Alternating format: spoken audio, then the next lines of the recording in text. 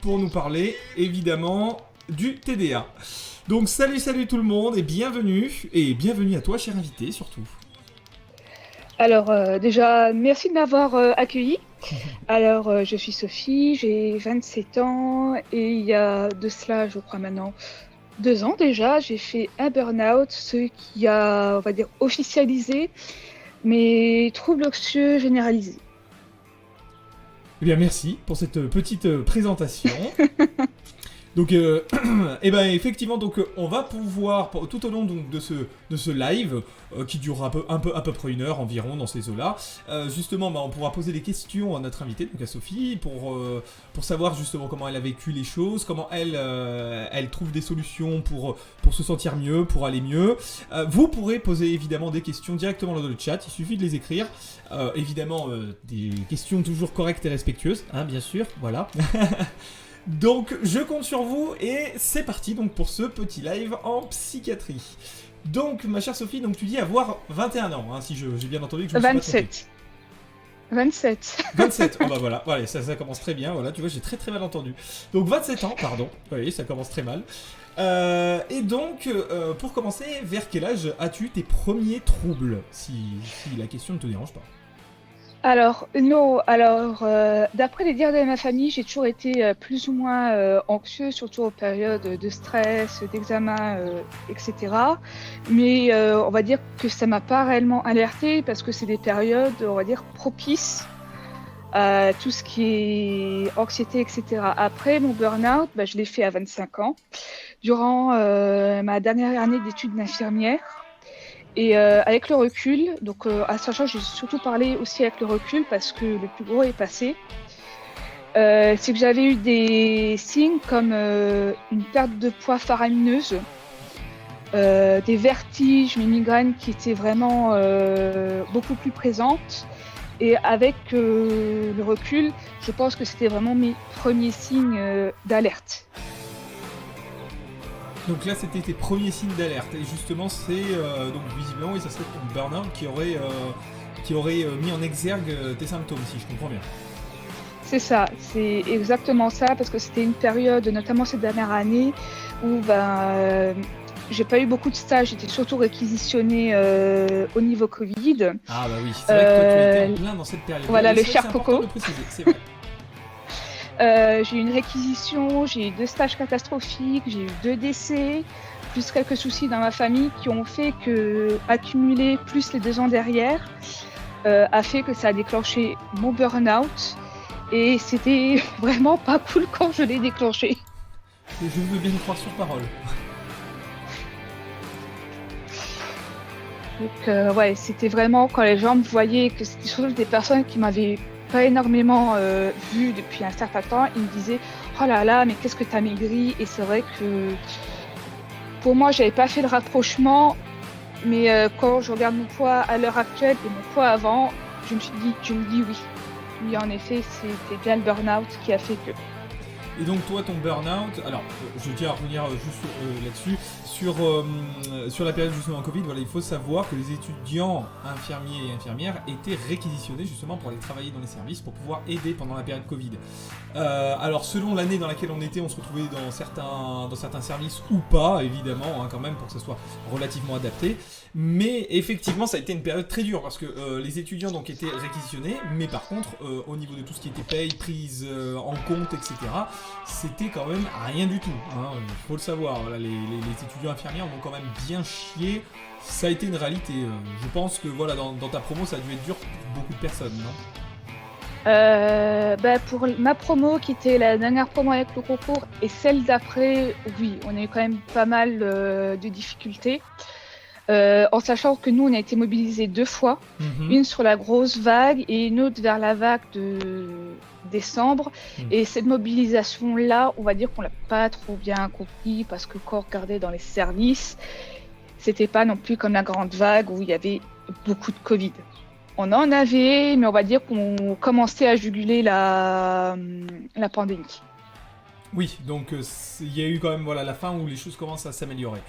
Par contre, au niveau de l'expérience professionnelle, ça t'a apporté toi justement ou pas à ce sujet-là ? Alors, ça m'a apporté beaucoup de stress, Oui, ça, voilà, effectivement. voilà. Mais aussi, par rapport à mon boulot actuellement, en sachant que j'ai arrêté mes études du coup et que je suis aide-soignante en bloc opératoire, ça m'a quand même apporté un peu de technicité en tant qu'aide-soignante. Et puis même au niveau des matos, puisqu'on normalement on ne devrait pas, mais des fois il nous arrive de scoper des gens. Donc mettre sous les appareils, brassard, ECG et la SAT, eh ben, quand même ça aide de savoir quoi sert comment et comment ça fonctionne, quoi. Oui, effectivement. Et donc, voilà, toi, tu n'as pas fini alors ta formation d'infirmière, alors si je comprends bien. Alors, alors j'étais jusqu'au mémoire qui, pour la petite vanne, je l'ai fait sur le burn-out des aidants. Ah, bah tiens, bah comme quoi. Voilà. Et il me fallait faire un stage. Et c'est là où j'ai eu vraiment mon corps qui m'a dit stop, t'arrêtes les conneries. Où j'allais sur mon stage clairement de rattrapage. Et j'ai eu, sans crier égard, je pensais à rien, vraiment à rien. Et j'ai eu sans crier égard une crise de panique épouvantable. C'est-à-dire que quand j'ai eu une crise de panique, je me suis mise à pleurer. J'ai eu cette sensation au niveau de la cage thoracique qui me serrait. Je commençais à avoir la boule au ventre et je me suis dit que c'est peut-être un coup de blues, un coup de mou. Et en réalité, à chaque fois que j'allais voir, que je faisais un soin ou autre, j'allais les larmes aux yeux. C'était vraiment quelque chose d'incontrôlable. Alors effectivement, voilà, ça c'est typiquement voilà, les symptômes du burn-out. Donc le burn-out, voilà, c'est quand même une pathologie particulière. Alors est-ce que tu veux un peu la décrire ou est-ce que je te laisse la décrire? Alors, je vais essayer de la décrire. Alors, déjà, on est vraiment fatigué. Quand j'ai arrêté vraiment, que j'ai mis de holà sur mon stage, j'étais fatiguée. Ne serait-ce que des tâches simples ménagères du type faire la lessive, ça me coûtait une énergie mais astronomique. Je mettais la lessive en route et je retournais sur le canapé en regarder des films. Fatalement, quand on est dans l'engrenage, on le voit pas. Qui est parce qu'on est, je dirais pas dans le déni, mais on est la tête dans le guidon. Et c'est vrai qu'on est, parce que si on a la fatigue ou autre, on se dit c'est le rythme, c'est le boulot, c'est la météo parce qu'il fait chaud ou des conneries du genre. Et pas un seul instant où on se dit peut-être que je suis en burn-out. Ça, c'est très important de le dire. Et puis oui, quand on y repose, j'ai pas le temps. Donc du coup, par derrière, on stresse parce qu'on se dit, j'ai pas le temps de profiter de ma famille, j'ai pas le temps de regarder par exemple un film, j'ai pas le temps de jouer au jeu. Et pour dire que j'étais arrivée vraiment à un point où je pleurais tous les jours en rentrant. Donc les petites cuillères, j'étais ramassée à beaucoup de petites cuillères. Alors effectivement, voilà, le burn-out c'est quelque chose qui est beaucoup plus commun que ce qu'on imagine, surtout dans les conditions actuelles de vie des gens, que ce soit au niveau professionnel ou personnel. On a des conditions de vie qui sont assez stressantes, assez angoissantes de manière générale, même si beaucoup de gens se bornent à dire que oui, mais à comparer de notre époque, oui, mais en fait c'est un autre type de stress, c'est différent. On est aussi dans un monde où on a un managing qui est quand même très agressif, qui fonctionne par la peur, par la mise en concurrence avec les collègues, etc. Donc c'est vecteur de beaucoup de stress. En fait, c'est la vie de manière générale de nos jours dans notre société est créatrice et vectrice d'énormément de stress sur plein de points différents. Ce qui fait que pour les gens, on est bombardé constamment. Le burn-out, c'est le moment vraiment où, au niveau professionnel ou personnel, on en arrive à un trop-plein. Hein. Même le mot, le burn-out, c'est assez clair, je trouve. Et c'est vrai que c'est le moment où, souvent, justement, on a la tête dans le guidon. C'est là où on est le plus bas, c'est là où on est le moins en capacité de réfléchir, d'agir correctement, justement. Souvent, au contraire, on devient plutôt comme un automate. On agit à faire bêtement, simplement, sans... C'est ça. J'étais arrivée... Désolée. Oui, j'étais arrivée à un point où j'étais en stage. Alors déjà, je débordais d'une énergie d'angoisse et j'étais une pile électrique. Donc, je pouvais alimenter une très grande ville ne serait-ce que par mon énergie. Alors c'est assez paradoxal parce Tu que aurais réglé en fait tous les problèmes d'énergie mondiaux là à ce moment-là. voilà, c'est ça, c'est exactement ça. C'est assez paradoxal parce que on est fatigué, on Oui. sent que le corps il est pas là, mais que par derrière quand on est face à cette situation, on est tellement angoissé, on a tellement peur de pas réussir ou autre, qu'on déborde d'énergie. Et c'est vrai que j'étais arrivée sur la fin où j'étais totalement dissociée. Je faisais des actions, mais si on me reposait la question par une question derrière sur ce que j'avais fait, j'étais incapable de dire ce que j'avais fait. Parce que c'est vrai que voilà, certaines personnes, donc en burn-out, même beaucoup de personnes en burn-out, évoquent des situations qui peuvent faire penser un peu à ces instants de dépersonnalisation. Pourquoi ? Parce que justement, quand les personnes sont en burn-out et qu'ils se retrouvent à faire les tâches justement qui sont angoissantes, qui sont mais énergivores, qui les fatiguent encore plus, en fait, ils développent ce mode un peu automatique où les gens ils le font. C'est-à-dire ils le font, ils sont pas là. Quand ils viennent au travail, ils sont pas réellement au travail, ils sont là dans le vague, perdus quelque part. Et en fait, c'est tout un système de protection, évidemment mentale, bien sûr, pour essayer de limiter la casse au maximum. Parce que je présume, parce que c'est souvent le cas, que même quand tu n'étais pas dans la situation angoissante, tu angoissais par appréhension, je présume. Oui, exactement. Et ce qui est aussi un peu déroutant dans ces moments où on passe en mode automatique, c'est qu'en réalité, on se voit faire la chose, on se dit, mais putain, fais bien gaffe et tout, mais le corps, on va dire qu'il n'entend pas, le cerveau, il n'entend pas. C'est vraiment une phase où en réalité, on se voit faire la chose, mais qu'on aura beau dire stop, le corps va quand même continuer. C'est assez déroutant et c'est vrai, c'est ce qui m'a donné, alors aussi avec le dernier, ma première angoisse fulgurante, qui m'a donné aussi un signe qui m'a dit qu'il faut arrêter la casse. Alors, c'est bien quand on est en capacité de le voir parce que, comme tu le disais tout à l'heure, hein, quand on a la tête dans le guidon, dans ces moments-là, souvent, voilà, on ne se rend pas forcément compte parce qu'en fait, comme tout est un niveau négatif, mais à peu près au même niveau négatif, en fait, on est là dans cet état vaseux, presque stone. En fait, on est complètement mis KO par la souffrance et souvent, en fait, voilà, on s'en rend pas compte. Donc on continue de faire les actions, on continue d'aller travailler, même si c'est affreux.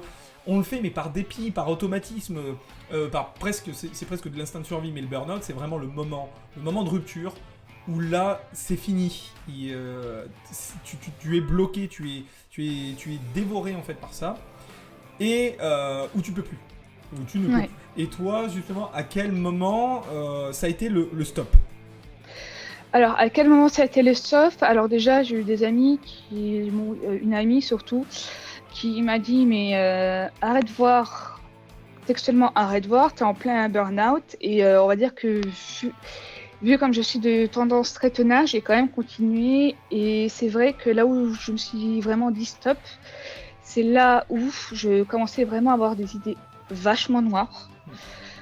Parce que j'étais vraiment épuisée et j'ai été aussi encouragée par une tutrice qui a remarqué que j'étais plus du tout, que j'étais vraiment à côté de mes pompes et qui m'a dit fais une pause, voire arrête, c'est mieux comme ça. Bon, alors ça c'est bien parce qu'il y a eu des gens autour de toi qui l'ont vu, qui l'ont détecté.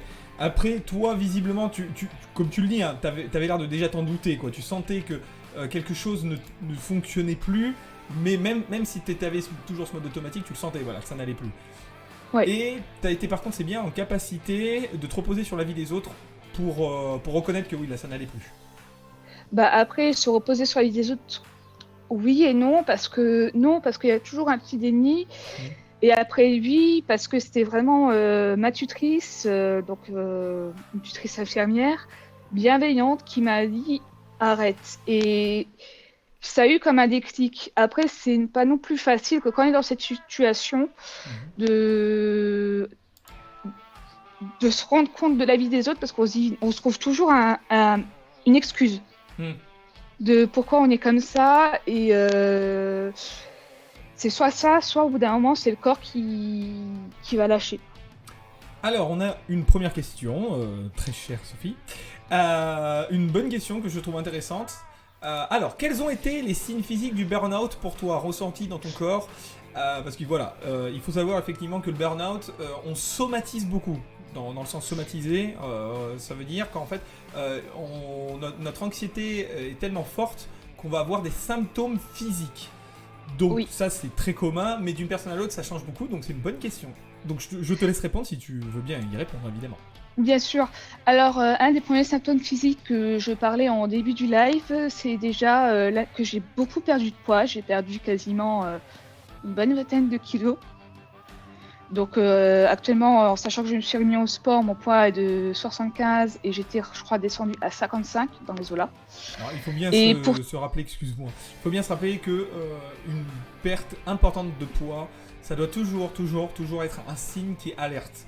Alors, ça peut être à cause d'une pathologie psychiatrique, mais ça peut être une pathologie aussi somatique, justement. Ça peut être effectivement, par exemple, un trouble hormonal. Ça peut être, alors dans les pires des cas, hein, évidemment, ça peut être carrément un cancer. Donc, dans tous les cas, même, vous voyez, dans le cas du burn-out, perte de poids importante doit toujours être très très suivie. C'est toujours un signe que quelque chose ne va pas. Donc voilà, excuse-moi, c'était ma petite intervention. Pardon. t'inquiète pas. Donc, je rebondis sur ça en sachant que j'avais pas de perte d'appétit. Au contraire, je mangeais comme d'habitude.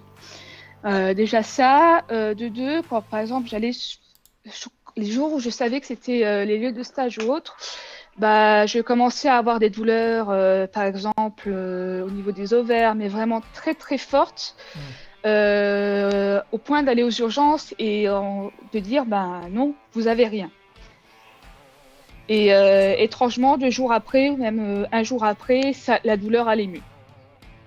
Oui, donc Le bon, fait oui. que je sois en Voilà, arrêt, c'est- des trucs du genre. Mais on somatise et en fait, donc on ressent réellement ces sensations, c'est-à-dire qu'elles deviennent réelles. Et là, en fait, ce n'est pas genre de la comédie, comme certaines personnes justement pourraient le dire, malheureusement. Donc ça n'a rien à voir avec faire de la comédie. Par contre, justement, ça veut dire qu'on se sent tellement mal à l'intérieur, on intériorise justement tellement cette douleur psychique qu'elle finit par ressortir. Elle ressort sur différentes choses. Et donc même pour un soignant, surtout un soignant aux urgences, il ne faut pas prendre à la légère quelqu'un qui somatise.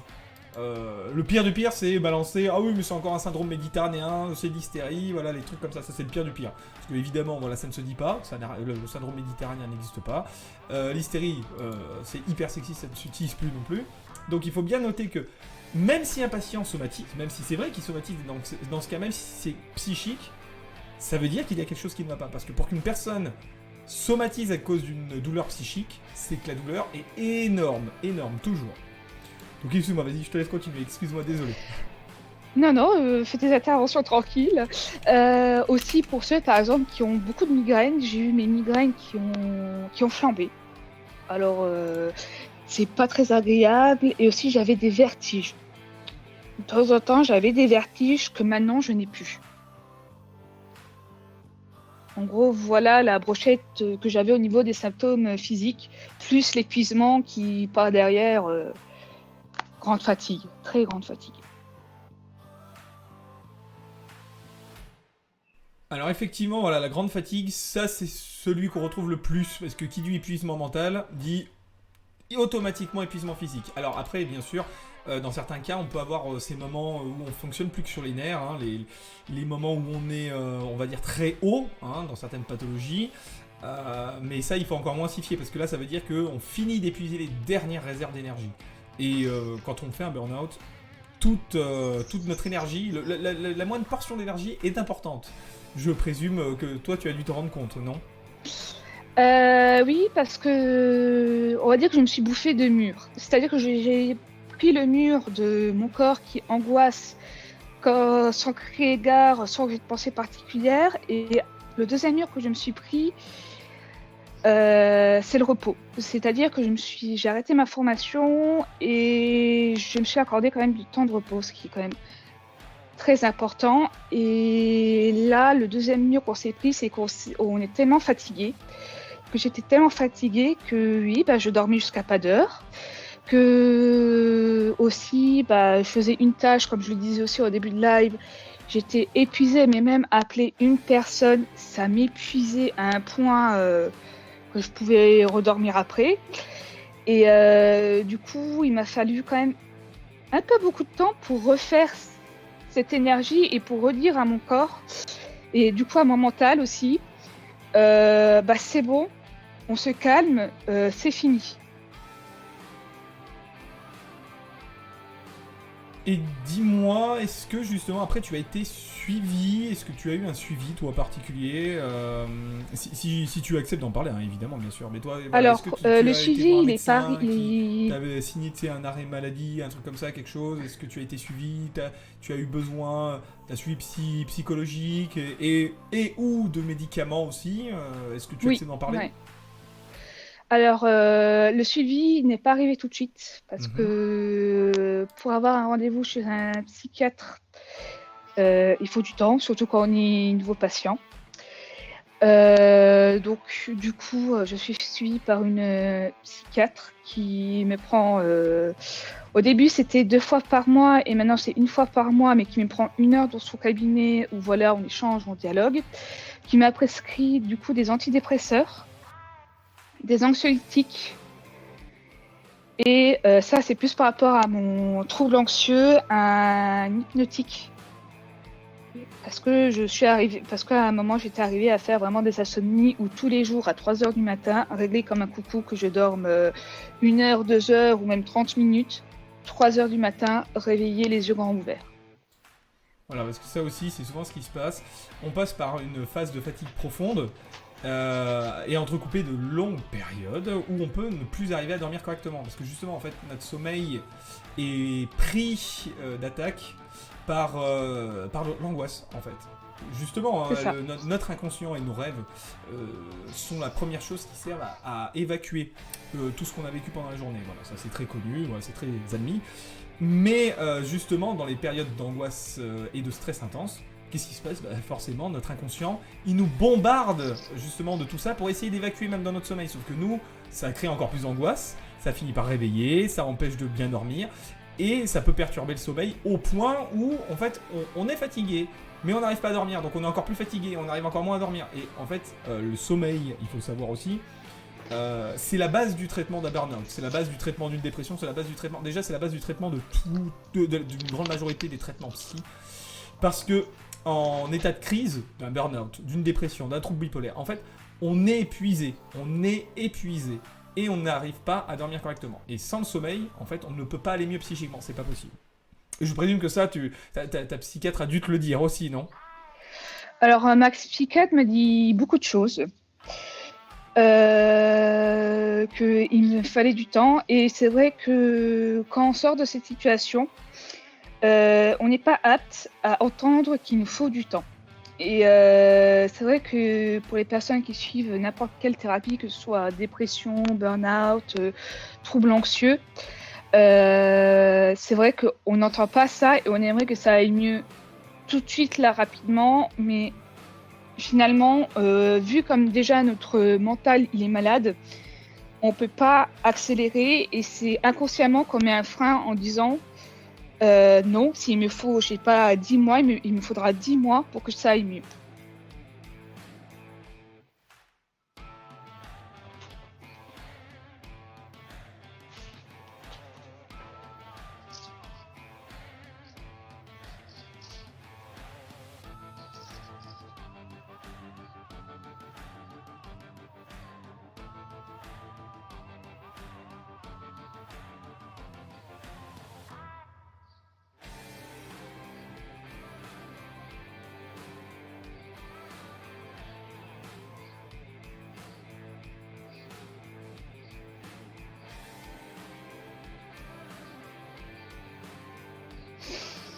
Oui.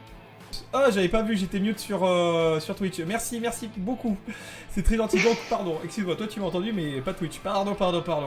Donc, voilà, je disais que effectivement, je me permets de rebondir sur ce que disait Sophie par rapport au temps. Alors, il faut savoir voilà, qu'il faut en moyenne entre 8 mois et 1 an pour se remettre d'un burn-out. Voilà, ça c'est admis aussi, c'est à peu près le temps qu'il faut. Donc déjà ça représente du temps. Et souvent les gens sont très stigmatisés, les gens qui sont en burn-out, par leurs proches ou leurs collègues, etc. Parce que justement les gens finissent en arrêt très longtemps.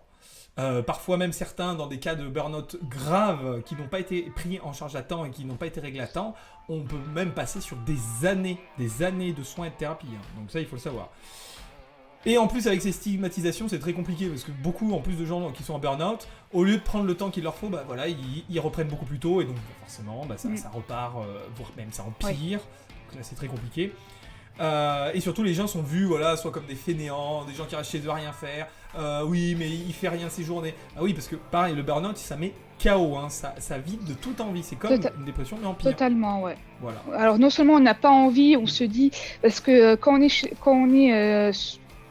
je me suis pris le deuxième mur, j'étais à la maison. Les premiers jours, j'étais bon, je me repose. Mais après, au bout du troisième jour, bon, après, ça dépend aussi des personnes. On se dit, il faut faire ça à la maison. Il faut que je fasse les courses et tout. Et déjà, rien que le fait de penser à ça, l'envie n'y est pas. Mais en plus de ça, l'énergie n'y est plus du tout. On est déjà fatigué d'avance de savoir qu'on doit faire des trucs basiques, mais qu'on doit les faire. Oui, c'est ça. En fait, alors pour l'angoisse, c'est de l'angoisse d'appréhension, et pour la fatigue, c'est même de la fatigue d'appréhension. Rien que d'y penser, on sait que ça va nous épuiser d'avance. En fait, la moindre chose et action va épuiser. Donc ça, voilà, ça c'est typique du burn-out. Et toi, dans ce cas, je me permets alors, voilà, de te demander, toi, à peu près, tu as mis combien de temps, tu as eu besoin de combien de temps d'arrêt, toi, pour arriver à t'en remettre, justement? Alors, j'ai pas vraiment eu un arrêt. J'ai stoppé ma formation et j'ai fait une petite erreur pendant mes études, mais bon, j'en parlerai pas en live, qui a fait que, du coup, j'ai repris après 2 semaines parce que les gens me poussaient au cul, parce que j'avais des obligations derrière et que les gens aussi, dans mon entourage, me poussaient au cul. Donc du coup, j'ai repris. Donc je suis dans le service là où je suis actuellement. Mais on va dire que quand j'ai repris, malgré que ça commençait à aller mieux, je sentais que déjà mon adaptation allait mettre énormément de temps déjà à venir. Parce que pareil, je parle de mes stages, mais en stage, on va dire qu'en un jour, j'avais compris tout le service, je pouvais faire les plus grandes lignes du service. Alors que là où je suis actuellement, je crois que j'ai mis, j'étais comme dans les aides-soignantes normales, 6 mois à bien savoir gérer les grandes lignes du poste.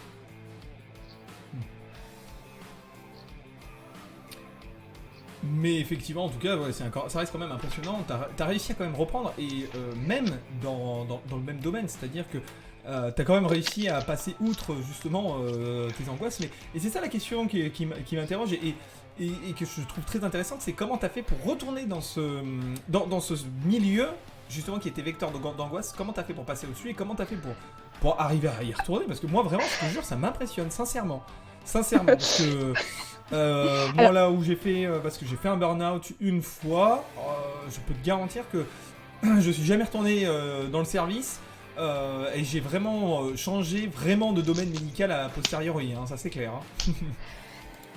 Alors c'est très simple. Alors déjà j'avais des obligations, mais aussi alors déjà là où je suis actuellement à l'hôpital, c'est 3 hôpitaux et l'hôpital qui me génère de l'angoisse vraiment, qui titille vraiment mon trouble anxieux, j'y vais pas. On va dire, j'y vais pas, je l'évite. La dernière fois que j'étais devant cet hôpital, j'étais en apnée dans ma bagnole. C'est vrai, j'étais vraiment en apnée. Ah oui, ça montre bien, voilà, encore une fois, on voit bien la somatisation. C'est-à-dire que là, là on tombe sur la crise d'angoisse. Là. Et puis, je crois que c'est un des pires symptômes du burn-out, la crise d'angoisse, parce qu'elle empire tous les autres symptômes du burn-out. Hein, ça, il faut le savoir derrière. Oui, parce que du coup, elle reste, moi, elle est restée. Et du coup, ne serait-ce que d'aller faire le chemin vers l'hôpital ou autre, quand j'arrive sur la sortie, je suis vraiment pas bien. Donc du coup, on m'a proposé d'aller à l'autre hôpital, qui était à l'époque le plus proche de chez moi, et celui-là, il n'était pas vecteur d'angoisse, parce que c'est là où j'avais fait pas mal de stages, etc. Et en général, ils s'étaient tous super bien passés. Par contre, retourner à l'ICI, clairement, je peux pas. Je sais qu'actuellement, si je devais refaire une formation, c'est mort. Parce que j'y travaille avec ma psychologue, parce que je suis aussi suivie par une psychologue. Donc, tu y travailles, donc ça veut dire que quand même, tu aimerais pouvoir peut-être un jour reprendre quand même. Alors peut-être pas, alors c'est là où je rebondis, peut-être pas en tant qu'infirmière. Ça c'est sûr, pour moi c'est une voie qui est totalement bouchée par mon mental. Comme j'expliquais à certains collègues, le stress de voir quelqu'un qui m'encadre avec une blouse blanche, je perds tous mes moyens. Et pour un petit exemple, on a des stagiaires et des fois les infirmiers anesthésistes, surtout un, adorent poser des questions. Et puis de temps en temps, je réponds, voilà, pour le fun, etc. Et ils m'en posent d'autres et là, c'est foutu. Je pars dans un coin histoire d'hyperventiler ou essayer de me calmer parce que ça me bloque. Tout simplement, ça m'horripile, je sais que ça me révulse et que certains gens disent oui, que c'est dommage, mais je n'y arrive plus, sincèrement, je n'y arrive plus. Donc effectivement, ça illustre parfaitement la chose. Alors, loin de moi l'idée, évidemment, de critiquer tes décisions. Moi, je trouve ça même au contraire très courageux, ce que tu as fait, d'arriver à reprendre aussi vite. Et encore une fois, vraiment, moi, je t'exprime tout mon respect, sincèrement. Voilà. Après, c'est vrai qu'il est fortement conseillé de s'arrêter un long moment pour pouvoir reprendre. Après, toi, tu arrives à tout mener de front, c'est-à-dire que tu arrives à suivre ta thérapie en même temps que tu affrontes le dragon directement au quotidien. Donc c'est pour ça que je te dis, moi je suis admiratif. Hein. Arriver à tout mener de front, c'est bien. Pour ceux qui peuvent le faire, faites-le. Si vous sentez que vous avez les ressources, l'entourage n'hésitez pas hein, d'affronter directement, de prendre le taureau par les cornes, d'affronter le burn-out, d'arriver quand même à reprendre et de faire la thérapie en même temps, de tout faire en même temps. Ça c'est impressionnant et c'est très bien si vous pouvez le faire. Et évidemment, faut pas culpabiliser si vous n'êtes pas capable de le faire non plus. Voilà. Non, justement, je rebondis en sachant que je suis pas du tout pro-arrêt ni rien, mais par moments, je sens que je suis très fatiguée, que j'y arrive plus, que voilà, il y a des jours ou des semaines où je sais que je vais pas y arriver. Eh ben, je me mets en arrêt. Je vais voir mon médecin traitant qui est parfaitement au courant et je dis, bah, j'en peux plus, je n'y arrive plus. Ne serait-ce que prendre une semaine. Bah oui, j'encourage le live, toutes les personnes et même le live en entier pour ceux qui sont dans mon cas, j'encourage à le faire que de continuer et pas derrière craquer. Parce que le souci, c'est que je commence par des petites crises d'angoisse, mais après, je fais vraiment la crise de panique. Et ça, la crise de panique, c'est vraiment quelque chose déjà d'impressionnant quand on le vit, et surtout pour les proches. Mais aussi, vraiment, mais ça met sur les rotules à un point inimaginable. Et justement, voilà, on va en venir au sujet suivant, donc passer le burn-out. Donc merci Sophie d'ailleurs d'en avoir parlé aussi librement, d'avoir mis aussi bien des mots justement sur les symptômes que sur le vécu, le quotidien. Et merci de ta transparence sur ta prise en charge. Moi je trouve ça super, merci beaucoup. Bah, et ça nous permet d'enchaîner sur un symptôme qui peut devenir après en lui-même une pathologie et de se chroniciser, en gros rester chez le patient suite au burn-out ou à la dépression aussi, ça peut arriver, plus à cause du burn-out, donc c'est effectivement les crises de panique, les fameuses attaques de panique. Donc est-ce que tu veux bien nous en parler un petit peu de ton point de vue, de ton vécu ? Du coup, la première crise de panique, elle arrive alors qu'on s'y attend le moins. Ça, c'est obligé. On ne sait pas pourquoi, ni comment, ni qu'est-ce, mais on sait que c'est là. Et après, toutes les autres, c'est plus en lien avec des sujets auxquels on angoisse, des situations, des critiques ou même des faits où là, on sait que je panique, je sais c'est pourquoi. Mais ça, pareil, il a fallu quand même un minimum de travail avec mes psys, c'est-à-dire psychiatres et psychologues. Parce que on m'a toujours dit que les médicaments c'est bien, mais seul ça agit pas. Et on va dire que le plus gros de la thérapie, c'est ce qu'on fait, c'est ce que je fais avec ma psychologue et avec ma psychiatre.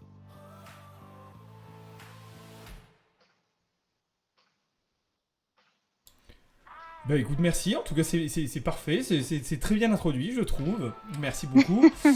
Donc n'hésitez pas, donc pareil, à poser des questions si vous avez des questions sur justement tout ce qui est la grosse crise d'angoisse, la fameuse crise d'angoisse comme on l'a décrit vulgairement, hein, évidemment. Vraiment la vraie attaque de panique. Hein. Est-ce que tu peux nous décrire, toi, les symptômes qui te touchent justement par rapport à ça, si tu veux bien? Ça dépend aussi des personnes, mais aussi ça dépend des jours, parce que ça dépend aussi beaucoup de mon état de fatigue. C'est bête à dire, mais c'est vrai. Donc, je peux très bien aller à une espèce d'irritabilité, aux pensées que je rumine tout le temps. Donc, ça doit parler à certaines personnes, c'est toujours le même type de pensée qui revient dévalorisante, tu n'y arriveras pas, qui vient, qui du coup génère, alors soit une boule au ventre, mais surtout chez moi ça génère comme si je faisais un infarctus des fois, où je suis enserrée au niveau respiratoire, et que oui, ben, des fois j'ai mal au cœur. Voilà, et après, vu comme je suis enserrée, alors soit j'arrive à me calmer, donc ça peut être passé par de la respiration ou par d'autres techniques. C'est chacun, vu comment chacun est à l'aise. Ou soit après, si vraiment je laisse vraiment trop aller, ben je pleure, j'hyperventile, vraiment tout le panel classique de la crise de panique. Voilà. Et après, naturellement, après la crise de panique, on a le contre-coup, on a vraiment l'impression qu'on a 18 tonnes qui nous est roulé dessus. Alors, effectivement, donc ça c'était très très bien décrit, hein, évidemment. La sensation de faire une crise cardiaque. Donc ça c'est vrai, c'est pas un mythe. C'est pas un mythe. Beaucoup de patients, beaucoup de gens qui ont vécu justement ce que c'est que oui, forcément que la crise d'angoisse, ils le savent, c'est on peut avoir cette sensation-là qu'on va faire un arrêt cardiaque, que on a la poitrine qui est enserrée, on a les douleurs, on a tout, et c'est terrible, c'est effectivement terrible à vivre pour une personne justement que de passer par là. Ça c'est un cauchemar, hein, il faut le savoir. Et parce que sur le moment, surtout la première fois que ça arrive, je vous imagine pas. Vous imaginez pas justement le cercle vicieux, c'est-à-dire que vous êtes en train de faire une crise d'angoisse qui va déclencher ce simili d'infarctus. Vous allez avoir peur de faire un infarctus, donc ça va encore plus être anxiogène. Et là, c'est la catastrophe. Ça peut très très mal finir pour une personne qui fait justement une crise d'angoisse. Donc c'est pour ça qu'il faut être aussi très très attentif aux signes que notre corps nous envoie quand on a cette tendance à faire des attaques de panique. C'est très très important de se connaître. Et ça doit pas être simple. Mais justement, toi, tu disais, on en discutait tout à l'heure, c'est vrai que toi, tu fais l'effort, tu fais le travail pour pouvoir bien te connaître, toi, et de ce que j'ai cru comprendre lors de nos échanges tout à l'heure. Bah, en réalité, et alors là, pour en réalité, tout le cœur pour, je dirais pas la guérison, mais pour apprendre à vivre, parce que ma psychiatre dit qu'un cerveau anxieux restera toujours anxieux, donc on peut oublier fini la crise d'angoisse pour nul et tous les livres comme ça, parce que on nous vend quelque chose qui est faux, parce que finalement il faut juste que nous-mêmes on se réadapte au fait que voilà, on fait des crises d'angoisse, et c'est tout un travail qu'on doit faire avec surtout une psychologue. La mienne, c'est une psychologue que j'ai connue en tant qu'interne et qui continue à me suivre, et du coup on fait ensemble de ce qu'on appelle de l'EDMR. Donc, c'est-à-dire que avec les yeux, on fait tous les mouvements des yeux que fait pour le sommeil, pour en gros désensibiliser l'image du sentiment. Je sais pas si je suis claire. Est-ce que tu accepterais de développer un petit peu plus? Parce qu'effectivement, là, c'est quelque chose que je connais moins, donc je plaide coupable, donc n'hésite pas si tu peux développer un peu plus, parce que même moi, ça m'intéresse beaucoup plus que j'aime bien découvrir des nouvelles thérapies comme ça, enfin, des nouvelles thérapies, non pas qu'elles soient peut-être toutes nouvelles, c'est pas ce que je voulais dire, non, des nouvelles thérapies que je ne connais pas. Hein, donc oui. Je veux bien développer un peu, moi, là, je t'en serais reconnaissant. Alors, en gros, je vais me partir d'un exemple, ce qui est quand même plus simple. Oui, merci. Admettons que, voilà, on m'a fait une remarque par rapport, je sais pas, que je travaillais mal ou autre. Et donc, du coup, en moi-même, dans ma façon de penser ou autre, je me dis, bah, je suis pas perfectionniste. En gros, tout ce que je me reproche revient. Donc, je ressens de la colère, de l'angoisse, de la peur, de la tristesse, toutes ces émotions négatives qui viennent comme ça en masse. Donc, du coup, je vais voir madame la psychologue et je lui explique au cours de ma séance ce qui s'est passé, ce que j'ai ressenti, etc. Et de là, il y a deux versions. Soit elle prend un stylo et elle fait les mouvements et elle me guide en disant pense à cette situation, je te dis ce qui m'a le plus blessé et au fur et à mesure ça se désensibilise. Soit vu comme je suis migraineuse, elle fait une autre variante, c'est-à-dire qu'elle me tapote sur les genoux sur un rythme plus ou moins élevé. Je ferme les yeux ou je regarde ses mains et elle me dit oui, bah, on te dit que tu as travaillé mal, etc. En gros, c'est faire violence. Et sur les premières fois, on ressent tous ces sentiments de tristesse, etc., etc., que du coup, on extériorise par des pleurs. Et au fur et à mesure, elle va retitiller et elle va demander sur une échelle de 1 à 10 comment est ta tristesse, etc. Et au fur et à mesure, chez moi, ça marche. Ça fait descendre le ressenti que j'ai face à cette situation. C'est-à-dire Oui, que si je repense à la Pardon. situation, Désolé. tous les premiers sentiments qu'on a en bloc, en masse, etc., donc du coup l'angoisse, petit à petit, l'angoisse va disparaître. Voilà, c'est ce que tu disais au début, donc ça fonctionne en fait par système de désensibilisation, donc c'est très intéressant. Donc en fait, on recrée en somme des situations stressantes, donc pas à des hauts niveaux de stress, hein, évidemment, mais c'est pas le but. Le thérapeute n'est pas là pour traumatiser le patient non plus, n'exagérons rien. Mais ouais, c'est fait pour t'habituer à des petits stress du quotidien, pour gérer de plus en plus, pour pouvoir encaisser de plus en plus et gérer de mieux en mieux face à des situations de plus en plus angoissantes. Donc c'est vrai que c'est très très intéressant. Waouh, super. C'est ça, et au contraire, chose que je fais aussi avec ma psychologue, c'est pour ça que pour ceux qui veulent voir des psychologues, choisissez bien votre psychologue. Alors, c'est peut-être bête, mais sur Doctolib, c'est marqué leur spécialité ou autre, mais c'est très important parce que je suis Très tombée important. sur ma première psychologue, sur une où je lui dis j'ai fait un burn-out, j'ai pas forcément envie de reprendre mes études infirmières, et au bout de la deuxième séance, elle m'a quand même dit, oui, elle m'a quand même reproché, alors je sais plus trop c'était quoi la situation, vous êtes soignante, la France a besoin de vous. Waouh, sympa la culpabilisation. Waouh, ça fait waouh, waouh. Putain, je suis. Ah, je suis choqué. Ah, je suis Voilà. choqué, je te jure. Waouh. Ah Donc oui. j'ai quand même eu ça, et on va dire qu'avant de revoir un psychologue, j'ai quand même mis quelques mois. Alors voilà, ça c'est une réalité aussi. Vraiment suivez le conseil que vient de vous donner Sophie. Cherchez correctement votre thérapeute. Pourquoi? Parce que tous les thérapeutes ne se valent clairement pas. Oui, malheureusement, c'est une réalité. Il y en a des nuls. Ça, oui. Bon, alors, c'est quand même pas un gros nom. Mais, outre la nullité d'un soignant, il y a quand même d'autres critères. C'est-à-dire le fait de bien s'entendre ou pas. D'aimer la thérapie ou pas. Parce que voilà, il y a plusieurs types de thérapie. Hein. Vous voyez, moi, celle-là, voilà, je connaissais pas trop en détail. Donc là, c'est intéressant. Moi, j'aime beaucoup. Donc, vous voyez, il y en a plein de différentes. Donc, il faut trouver aussi la thérapie qui nous convient le plus. Voilà, moi par exemple, les gens qui me suivent sur YouTube le savent. Moi, c'est la TCC, je suis un grand adepte de la TCC et de ses dérivés. Donc bon, c'est très bien, soit. Mais il n'y C'est a pas que considéré ça. comme de la TCC, le DMR, tout comme l'hypnose, en sachant que pareil, le DMR, c'est ce que je voulais dire avant que je fasse avec le coup de mon ancienne thérapeute. Déjà, on ne le fait pas tout de suite à la première séance. Il faut que le professionnel sache un peu les histoires, les sentiments qu'on a par rapport à notre passé, etc.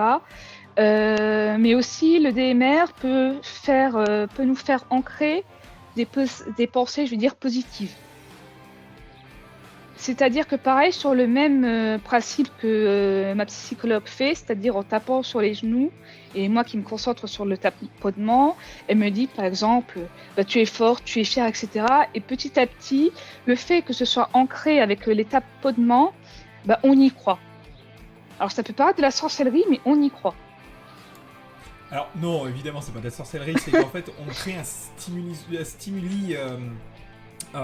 justement extérieur pour créer une sensation de tension qui monte petit à petit, ou enfin plus ou moins vite, ça va dépendre après de la personne et aussi du degré justement de ses attaques de panique, parce qu'il faut savoir que comme dans toutes les pathologies somatiques, dans les pathologies qui touchent justement le psychique, il y a différents degrés. Deux par exemple, deux schizophrènes ne sont pas égaux, deux dépressifs ne sont pas égaux, deux personnes qui ont un trouble bipolaire ne sont pas du tout égaux. On a tous des ressources différentes, on a tous un vécu différent, en fait on est différents, donc forcément, même sur la même maladie, la même pathologie, on sera inégaux totalement. Certains vont avoir des plus petits symptômes, plus light, d'autres vont avoir plus de crises d'angoisse, ça sera beaucoup plus récurrent, ça sera beaucoup plus difficile de passer outre, voilà, donc d'une personne à l'autre ça change énormément. Voilà, il faut bien le savoir aussi. Hein. Et c'est pour ça que surtout quand on se lance dans des thérapies comme ça, il faut vraiment être en confiance avec son thérapeute et dialoguer avec le thérapeute. Combien de fois ma psychologue m'a dit, si jamais ça va pas, tu me dis, si jamais, même au tout début, sur mes toutes premières séances, j'étais là, mais j'étais vraiment en train d'angoisser, la mâchoire serrée, enfin tout le panel. Et elle me disait, si jamais je vais trop loin, si jamais j'appuie trop sur les points sensibles, tu me dis, on arrête. Et ce lien de confiance, notamment envers les personnes qui sont très angoissées, c'est très important. Pour moi, c'est hyper important parce que du coup, on sait que par derrière, elle saura nous rassurer. Parce qu'on est toujours sur cette quête, quand on est angoissé, étrangement, d'être rassuré en constant, même si on a les choses qui sont acquises. Or, on doit être rassuré constamment. On a toujours des préoccupations. Par exemple, quand j'ai acheté ma maison, j'avais toujours ces questions. Est-ce qu'on aura le crédit?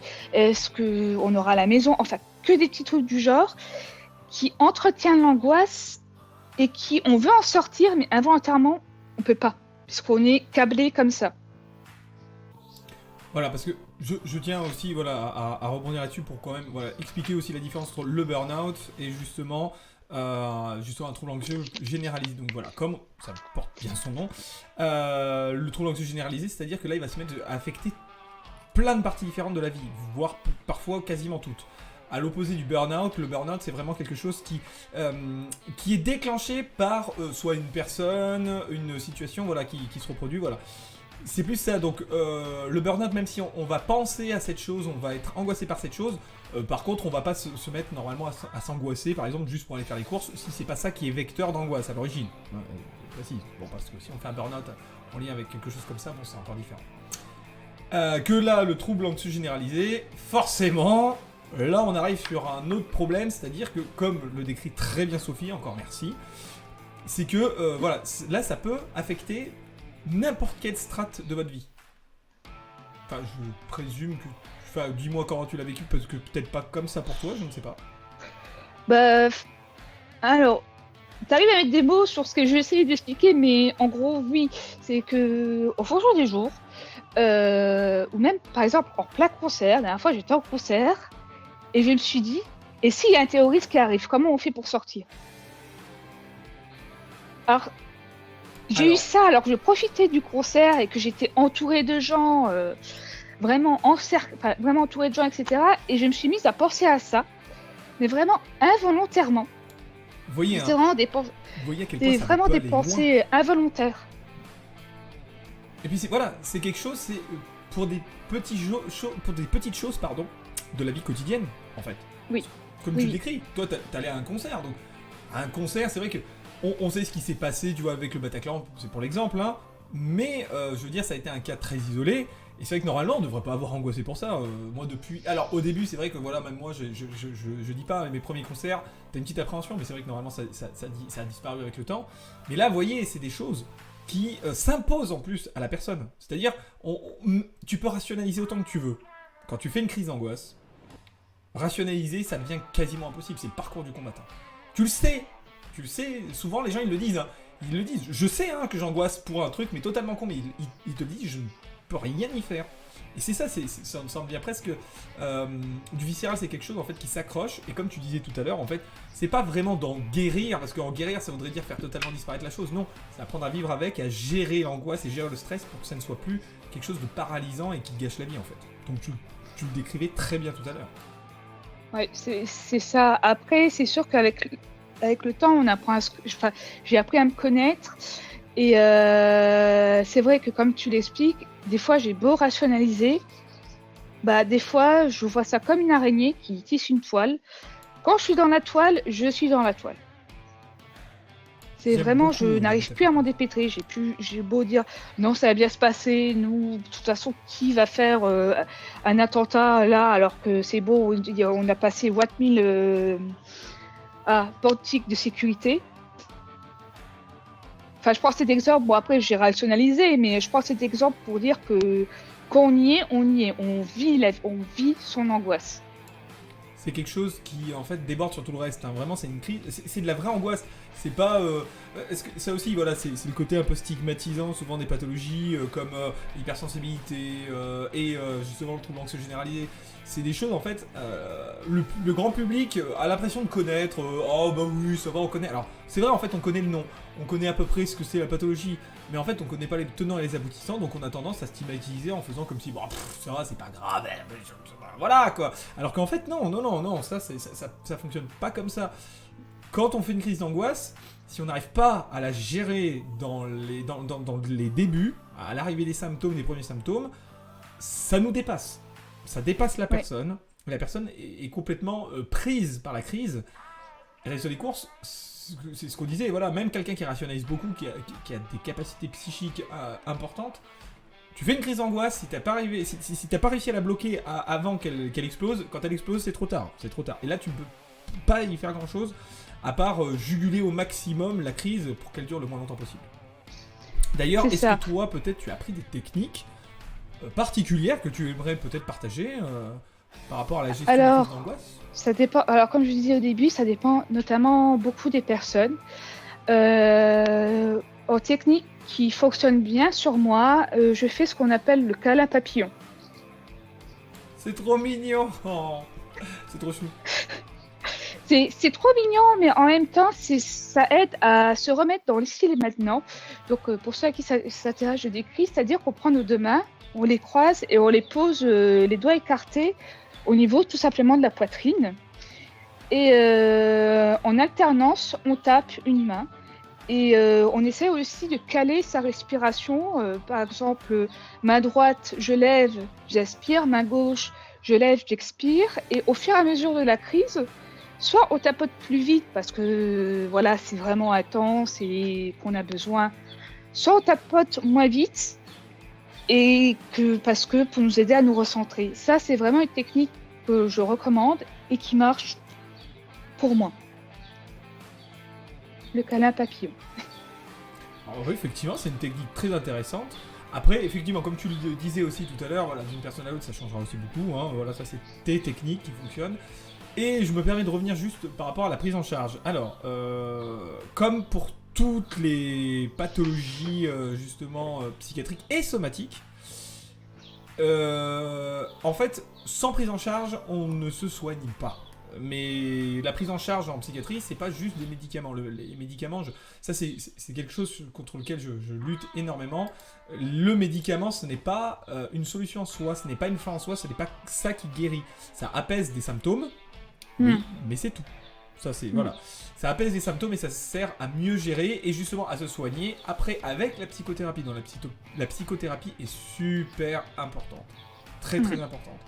Et encore une fois, comme disait Sophie, trouver le bon thérapeute, ça doit être votre démarche personnelle, ça doit être de la recherche. En réalité, vous devez trouver un bon soignant. En vrai, c'est comme un bon chirurgien. Enfin, moi, personnellement, à chaque fois que j'ai eu une opération dans ma vie, je sais pas toi, tu me diras Sophie, mais moi, personnellement, je regarde, je me renseigne sur le chirurgien avant de me faire opérer. Hein. Oui, pareil, oui. Donc, quelqu'un qui va me soigner au niveau psychique, je vais me renseigner avant, parce que si ça se passe pas bien, on sait pas quelles conséquences ça peut avoir. C'est comme une mauvaise chirurgie. Tu peux avoir une infection, des douleurs après qui restent, etc. Bon, alors, une mauvaise psychothérapie, ça peut laisser des marques. Hein. Je peux vous le dire. C'est une réalité. Oui, bah surtout qu'on perd confiance, quel que soit le type ah, de soignant. Donc, du coup, quand j'ai switché de psychologue, j'étais vraiment dans la démarche, je cherche quelqu'un. En même temps, de moi-même, je voulais guérir. Mais de l'autre côté, j'avais toujours cette appréhension.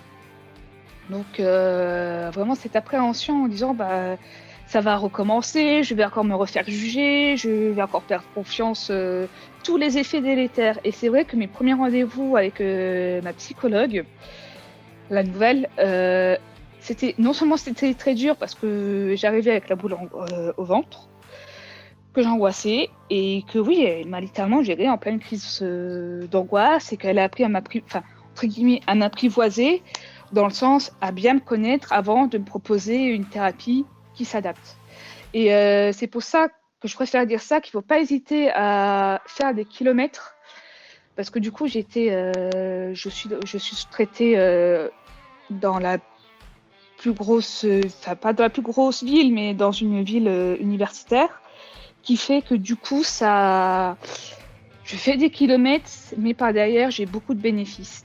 Et pareil, on se dit oui, le soignant, c'est une psychologue qui a, 30 ans de carrière. Pareil, ça peut être délétère. Donc ça, évidemment, la relation de confiance. Mais ça vaut aussi pour les soignants qui nous regardent. Retenez bien, la relation de confiance, c'est important. C'est très très important. Même dans le somatique. Pourquoi ? Parce que si le patient est en confiance, s'il se sent bien, il souffrira moins. Déjà, ça a été prouvé maintes et maintes fois. Un patient qui est bien et en confiance avec le soignant, il aura moins de douleur lors des soins, quand c'est des soins somatiques.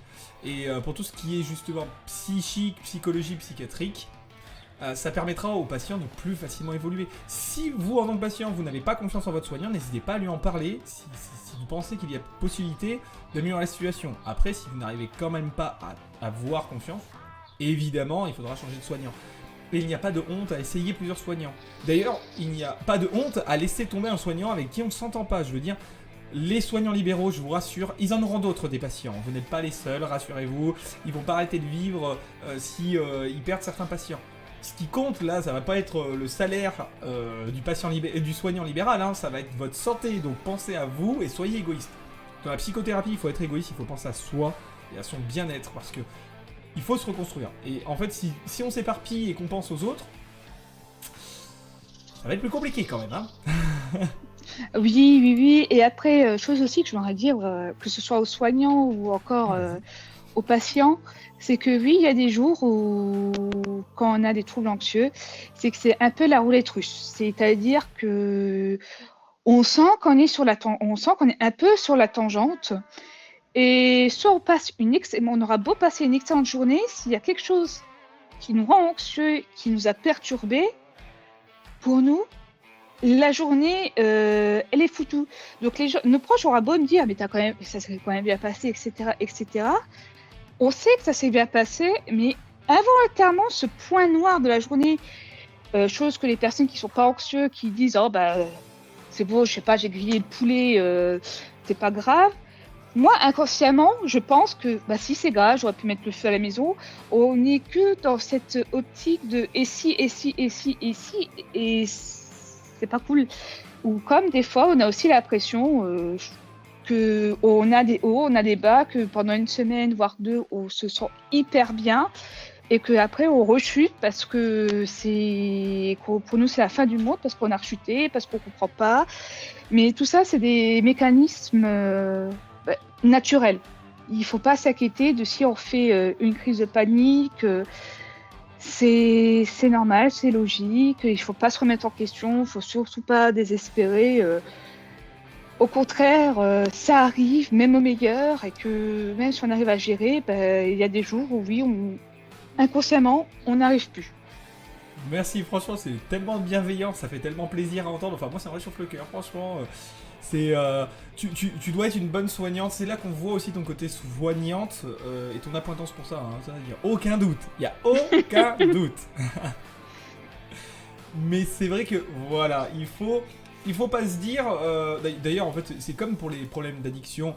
Les gens qui sont addicts, la première fois... il faut savoir, en fait, que il est extrêmement rare pour quelqu'un qui a une addiction d'arriver à soigner son addiction dès le premier coup. Voilà, ça c'est très très rare. Mais beaucoup de gens en fait se démoralisent parce qu'ils se disent oh putain j'ai rechuté tout ça. Mais en fait c'est comme dans beaucoup de pathologies. Ce qui compte ce n'est pas de pas rechuter, c'est d'espacer les rechutes au maximum. Et c'est là-dessus qu'on voit notre progression. Plus on espace les rechutes, plus c'est une victoire. Si on se met à faire honnêtement des crises d'angoisse, imaginons, tu vois, tu me diras franchement, si toi tu faisais des crises d'angoisse plus que tous les 5 ans, est-ce que franchement ça te gâcherait la vie encore beaucoup au final? Bah, honnêtement, sur le coup, ça me ferait royalement chier, mais après, je me dis que c'est quand même quelque chose, une très bonne avancée. Il faut voir pas la chute qu'on fait, on va voir le chemin qu'il a parcouru. Par exemple, je suis sous antidépresseur de fond et sous anxiolytique quand je fais une crise. Le jour où j'ai géré une crise sans prendre d'alprazolam, pour pas le citer, j'étais très contente, j'étais fière de moi. Textuellement, j'étais fière de moi.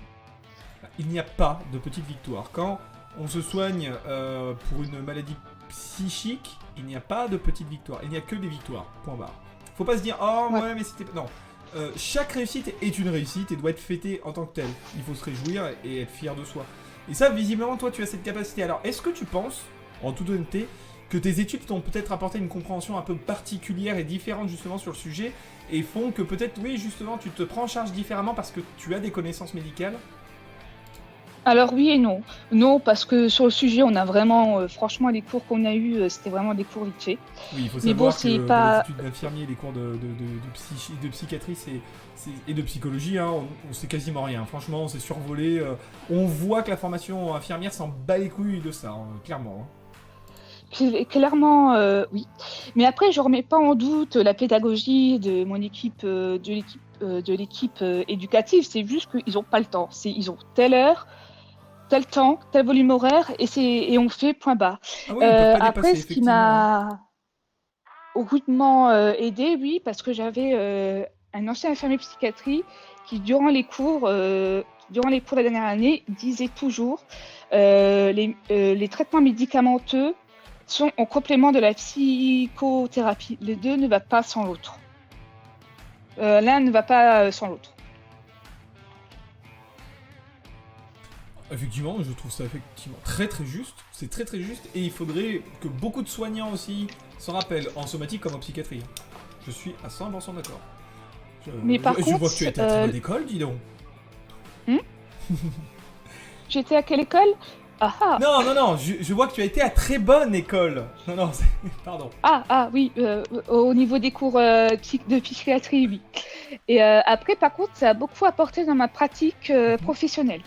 Ah, si tu veux bien développer un petit peu, dis-moi justement, peut-être dans la prise en charge de patients qui ont des pathologies similaires, peut-être? Alors, vu comme je suis en bloc opératoire, je sais pas réellement, mais si tu veux... Il peut y avoir beaucoup d'angoisse, je présume, quand même. Voilà, c'est ça. C'est que je suis amenée à accueillir des patients. Ouais. Alors, que ce soit des personnes qui ont des handicaps, des personnes jeunes, des personnes âgées ou autres. Le fait qu'ils arrivent et qu'ils sont déjà très anxieux parce qu'ils vont se faire opérer, ils savent pas ce qui les attend. En général, la peur qu'ils ont, c'est est-ce que je vais me réveiller ou qu'est-ce que le chirurgien va me faire ou autre. Et le fait juste de s'asseoir, de prendre le temps 5 minutes, ça coûte rien, ou même 2 minutes, de dire comment vous vous sentez. Je commence toujours mes interrogatoires comme ça en disant comment allez-vous, donc oui, non ou brin d'humour, et de dire je vous sens angoissé, ou qu'ils me disent qu'il est angoissé, et de dire qu'est-ce qui vous angoisse. Ça délie quand même pas mal de stress.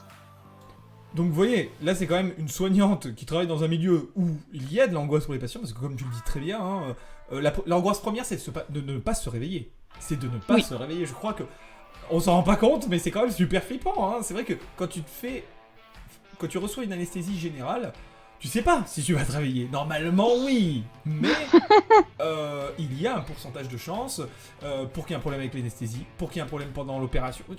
Ça peut arriver, ça fait partie de la vie. Hein.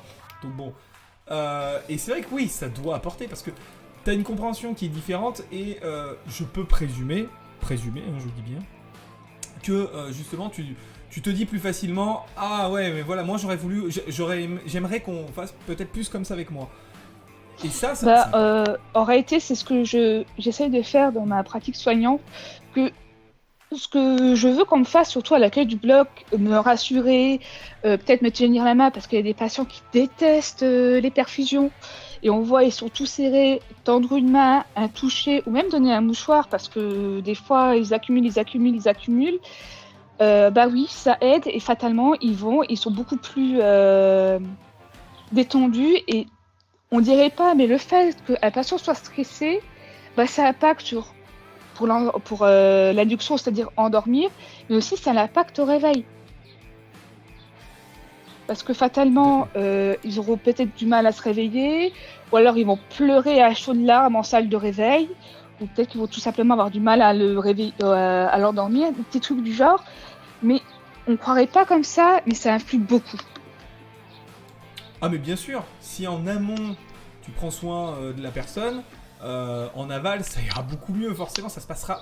Alors peut-être que ça sera juste une petite amélioration, mais ça serait une amélioration quand même. Et tu vois, je trouve que c'est très très bien expliqué, c'est bien imagé, c'est très représentatif, effectivement. Je me permets juste, parce que j'y ai repensé, je me permettais de rajouter une petite chose, parce que tout à l'heure justement on parlait de toi ce qui te fait du bien quand tu es en crise. Eh bien, Oui. je voulais juste rajouter une petite chose. Tu me diras ce que toi tu en penses, évidemment. Il est important que quand vous voyez quelqu'un faire une crise d'angoisse, mieux vaut ne rien faire que faire une connerie. C'est-à-dire que une personne en crise d'angoisse, rester près d'elle, c'est déjà beaucoup. Si elle vous demande quelque chose, bah par exemple, effectivement, de la prendre dans ses bras, d'avoir un contact physique, faites. Mais si elle ne vous le demande pas, ne le faites pas. Ne le faites surtout pas. N'allez pas créer encore plus de stress, parce que surtout si vous êtes un inconnu pour cette personne, voilà, faites très attention. Une personne en crise d'angoisse, laissez-lui de l'espace, laissez-la respirer, et essayez d'être à l'écoute, c'est-à-dire à l'écoute de ses besoins, de ce qu'elle va vous exprimer comme besoin sur le moment. Parce que certaines personnes, bah, par exemple Sophie, est en capacité de vous dire ce dont elle va avoir besoin visiblement lors de la crise. D'autres non, mais restez près de la personne, pour pas que ça dégénère, mais par contre, n'ayez pas de contact physique si la personne ne vous le demande pas. C'est très important. Et j'aimerais rajouter quelque chose qui, pour beaucoup, surtout pour le grand public, ce qu'on exprime en tant que personne anxieuse, surtout ne dites pas non, c'est des conneries. Au contraire, il faut valider nos émotions. C'est-à-dire que si, par exemple, je viens te voir en disant j'angoisse parce que je ressens tel et tel sentiment, ou je ressens de la colère parce que je suis vachement en colère, j'arrive pas à l'exprimer, et que je l'exprime et puis l'air foulé face à cette situation, il faut pas me dire oui, pleurer ça sert à rien, oui, être en colère ça ne fait pas avancer les choses. Au contraire, il faut au contraire approfondir et dire qu'est-ce qui t'a rendu en colère à ce moment T. Parce que chez nous, le fait qu'on invalide notre souffrance, ben, ça va encore plus générer une culpabilité et une honte, parce qu'on va se dire putain, j'angoisse pour ça, et alors que je devrais pas. Ah mais ça c'est le pire. Et on en revient à la stigmatisation justement des gens qui souffrent du burn-out comme d'un trouble anxieux. Le fond du problème aussi, c'est la stigmatisation des autres. Il ne faut pas dévaloriser quelqu'un qui souffre. Ce n'est pas parce que vous, c'est quelque chose qui ne vous affecte pas que il faut dévaloriser l'autre s'il en souffre. Une personne qui souffre justement de troubles anxieux généralisés, c'est le pire. Lui dire oh mais ça va, c'est pas grand chose et tout. Alors là, comme dit Sophie, c'est de la culpabilité, c'est du mal-être après. Et on se sent merdique. Hein, et puis on se dit qu'on fait chier en plus les autres, super, alors que on ne le fait pas exprès. Alors je sais que c'est extrême hein, comme comparaison, mais je l'utilise beaucoup dans mes vidéos hein, sur YouTube.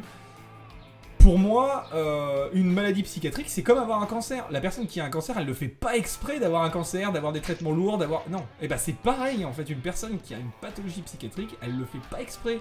Elle ne fait pas exprès d'avoir des traitements lourds, d'avoir des effets indésirables, d'avoir des moments où elle est pas bien. Elle ne le fait pas exprès. C'est exactement pareil. C'est une pathologie. Et une pathologie, justement, c'est un dysfonctionnement qui a besoin d'être traité, d'être accompagné. Et pas par justement le mépris. Ou par la dévalorisation, si on diminue la chose, ça n'aidera jamais la personne. Je pense. Non, ça nous aidera. Déjà, ça nous aidera pas. Quand je dis nous, toutes les personnes qui ont ces troubles, que ce soit burn-out, dépression ou autre, déjà, ça nous aidera pas. Mais déjà, qu'on culpabilise parce que on est conscient que pourquoi on angoisse, bah, c'est que des hypothèses. Et des fois, c'est même pas grave. Donc déjà, on culpabilise parce qu'on angoisse. Et si on rajoute en plus ce mépris ou autre, là, ça flambe. Là, vraiment, ça flambe. Comme dit Sophie, hein, voilà, souvent, les patients qui ont cette pathologie, ils le savent en fait, ils sont au courant de ce qui leur arrive. Ils connaissent la pathologie, ils le savent que oui, c'est sûrement rien et que ça vient d'eux. Alors oui, mais justement, donc ça veut dire qu'ils culpabilisent déjà assez. Et au contraire, le but du jeu, normalement, c'est de rassurer au maximum la personne, de lui montrer pas forcément qu'on est d'accord, mais qu'on comprend. On comprend que la personne soit en souffrance. Qu'on l'accepte et qu'on est là. Parce que forcément, si vous traitez par le mépris la personne en face de vous, parce que oui, pour vous, c'est rien du tout, c'est évident que ça ne l'aidera pas. Et au contraire, ça sera délétère. Forcément. Bah, souvent, ce qui, en plus, je l'expérimente là où je suis face à toutes sortes de panels d'émotions, et ne serait-ce que pour une gestion de crise face à une personne en colère, le fait de dire, bah, ok, vous êtes en colère, ok, je l'entends, mais je suis désolée. Le fait de dire le sentiment qu'il ressent, alors quelles que soient les situations, eh ben, ça apaise grandement. On dirait pas comme ça, mais ça apaise énormément.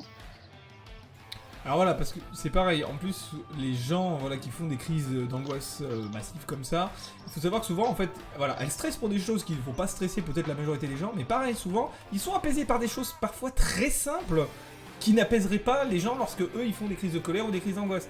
C'est ça aussi, voilà, il faut vraiment se dire, on est face à quelqu'un qui est atypique, qui est clairement atypique, et donc il faut aussi traiter...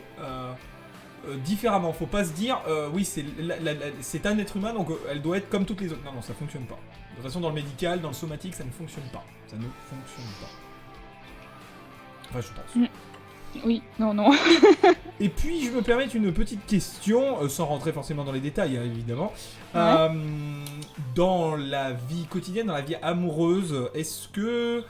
voilà, il y a des difficultés justement, parce que c'est vrai que tout de suite les gens ils doivent se dire oh là là, qu'est-ce que ça va être compliqué de vivre avec quelqu'un comme ça. Oui, mais justement, qu'est-ce que c'est d'être une personne qui souffre de ça en couple pour toi, tes ressentis, si tu veux bien en parler, évidemment.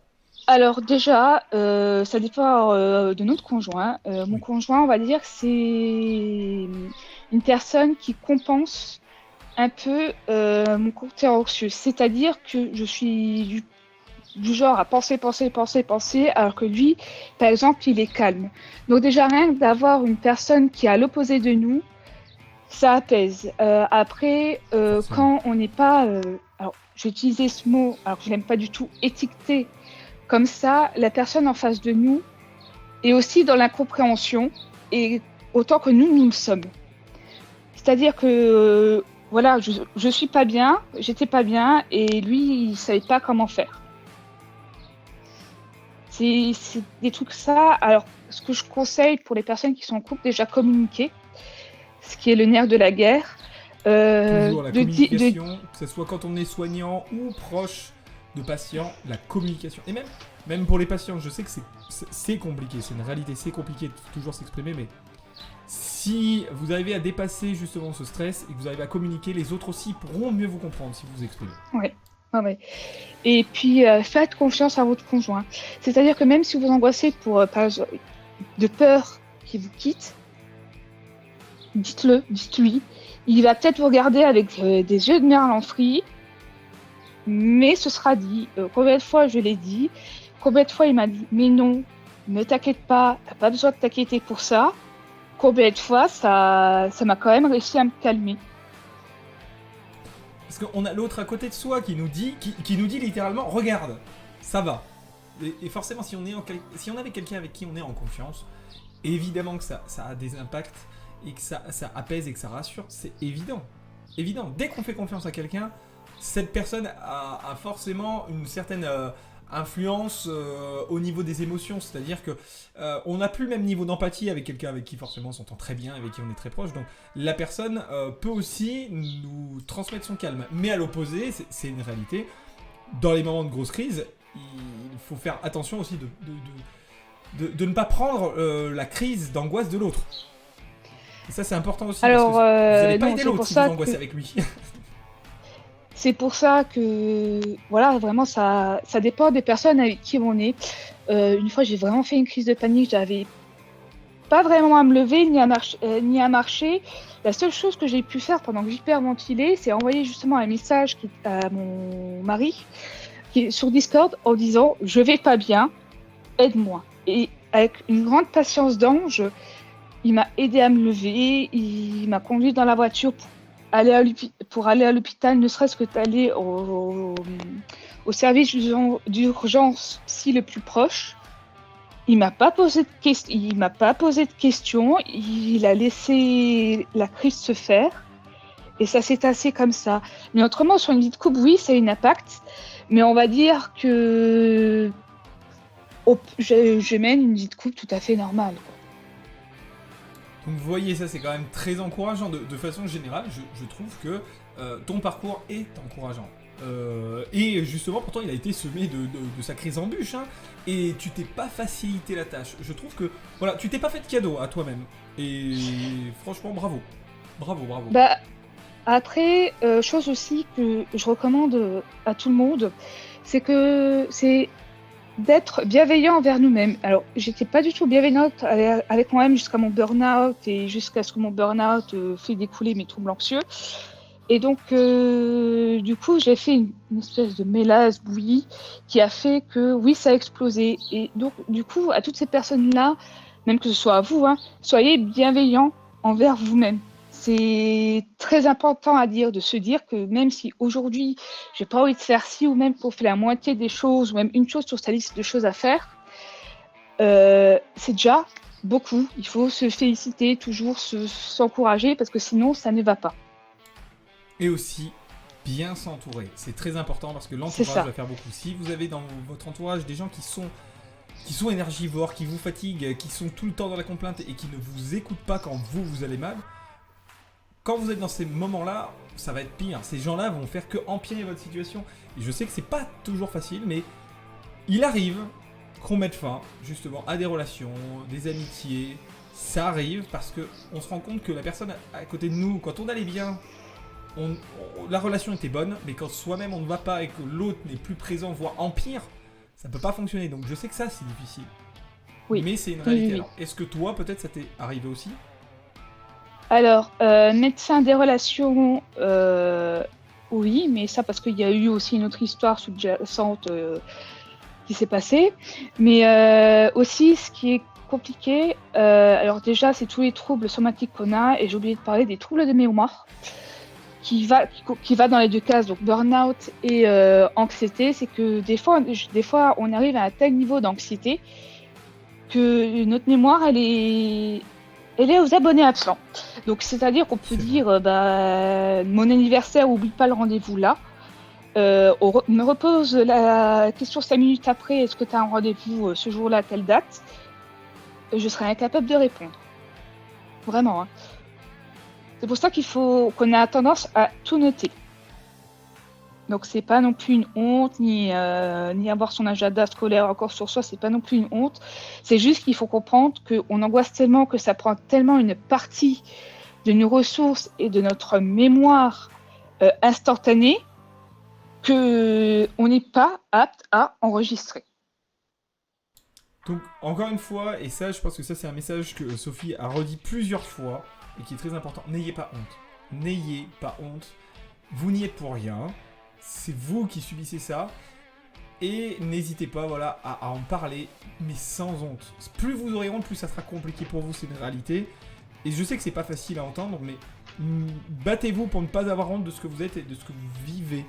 Vous n'avez pas à avoir honte, et au contraire, je pense sincèrement, que contrairement aux clichés qu'on impose en disant que voilà, c'est une faiblesse, non, au contraire, c'est une force parce que ça impose de bien se connaître, de plus se connaître que quelqu'un de lambda.